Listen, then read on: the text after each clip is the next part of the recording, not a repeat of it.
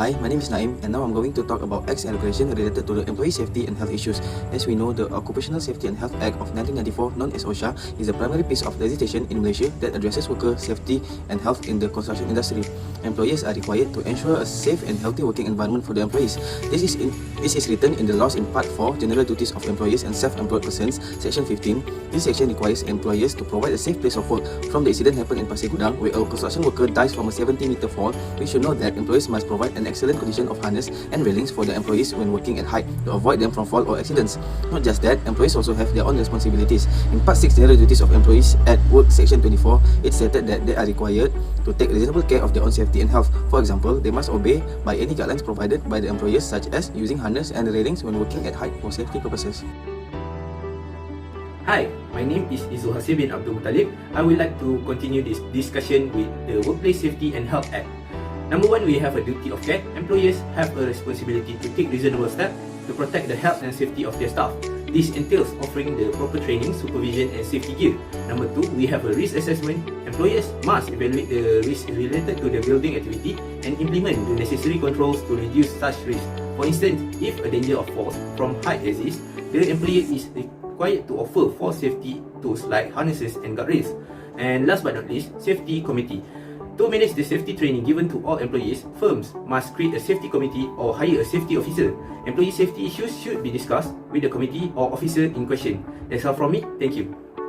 Assalamualaikum and hello, my name is Siti Idayu Binti Mazlan with ID number AA19189. Okay, so here I would like to explain more about the impact of the environment due to the cases of construction workers died after 70-meter fall in Pasir Gudang and the related act due to these cases. Okay, the death of a construction worker as a result of a fall from a height may have a serious emotional and social consequences, but it has no direct influence on the environment. If an occurrence like this cases causes construction project to be halted or delayed, it may have an indirect impact on the environment depending on the natural project.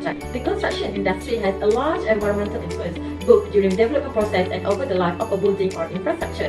As you can see here, this is all the impact of these cases. First, air and water pollution, second is climate change, and third is destruction of natural ecosystems. Alright, so then we move to the act for these cases. Section 15 of Occupational Safety and Health Act 1994 in Malaysia is a law which requires employers to provide their employees with information and training on hazard and risks associated with their works, as well as the measures taken to control those hazard and risks. Okay, for the section 31, the summary of the Occupational Safety and Health Act 1994, employers establish a Safety and Health Committee which is responsible for monitoring the workplace, identifying hazard and risks, making recommendations for the control and ensuring that employees are informed and trained on hazard and risks associated with their works. So that's all from me. Thank you. Hi, Assalamualaikum. So I will proceed to the next point, which is construction technology system.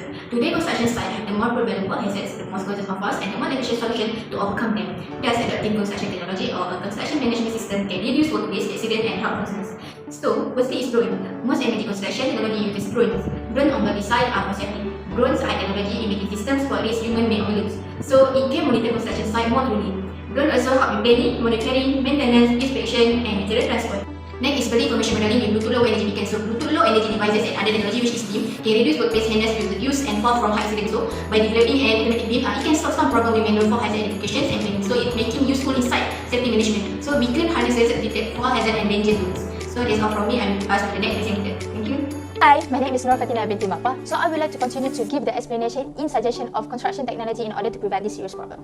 The question is how to prevent it so that it will not happen again in the future. Number one, fall protection and scaffold protection. Fall arrest system is one of the fall protection that defends the workers whose duties are exposed to fall hazards. Sufficient fall protection equipment helps in preventing the fall from high accidents. Next, for the scaffold protection, inspection of the scaffold must be carried out according to the regulation 74 of BAA 1986 during erection, alteration and dismantling of the scaffold. And it is crucial to conduct a routine scaffolding work inspection in order to identify any defects of scaffolds. Now let's move to the next one, which is language improvement. As we consider that a large number of foreign workers work in Malaysia, especially in the construction industry, a lot of them cannot speak nor understand the local language. So the severe language barrier that exists between the superior and the foreign workers, preventing them from communicate properly. Language barrier become more challenging when they cannot comprehend or misunderstand the instructions. So for the improvement, there are 3 improvements that can practice. Number 1, construction agencies like CIDB Malaysia may conduct a language training classes to foreign workers to learn the local language, which is Bahasa Melayu. Number 2, despite the fact that Bahasa Melayu is the official national language of Malaysia, using English as the second main instructional medium is also effective way to overcome language problem. Lastly, the usage of a translating device is also recommended to improve the language barrier since it facilitates two-way communication between non-native speakers. That's all from me. Thank you.